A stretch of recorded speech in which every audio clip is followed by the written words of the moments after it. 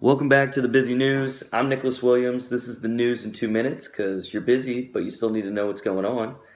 This is for April 6th, 2019. Let's start with world news. The UK requested an additional delay until June 30th to buy themselves more time to get a Brexit deal through Parliament. Their current deadline is actually coming up. It's April 12th. If you'll remember, they've gone back and forth a few times. If they're unable to get an extension, they'll go through what's called a hard exit, which would be very bad for their economy. House Democrats are requesting that the president releases tax returns again. The IRS, which is actually governed by the executive branch, aka the president, so far has refused to release those documents. And Verizon became the first U.S. company to roll out 5G this week on Wednesday. They began service in Chicago and Minneapolis. Samsung is actually the very first company to roll out 5G, obviously in South Korea. They literally rolled it out just hours before Verizon. And the U.S., the jobs report came out on Friday. So for March, hiring sprang back to 196,000 jobs, seasonally adjusted, of course.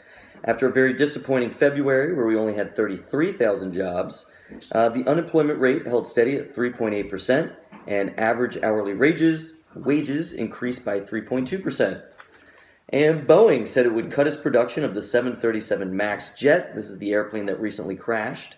And they're going to cut production back by 1/5 or 20%. And they've appointed a special board committee to examine the development of new planes. And in sports news, Chris Davis of the Baltimore Orioles is currently mired in an 0-for-38 hitless slump. He is currently in the fourth season of a 7-year, $161 million contract. After his batting percentage last year, he is literally the worst player since 1900. And the Final Four kicks off tonight, Saturday night, Auburn versus the University of Virginia at 6:09. And then we've got Texas Tech versus Michigan State at 8:49. Both can be caught on CBS. That is the news in 2 minutes. We'll catch you next week.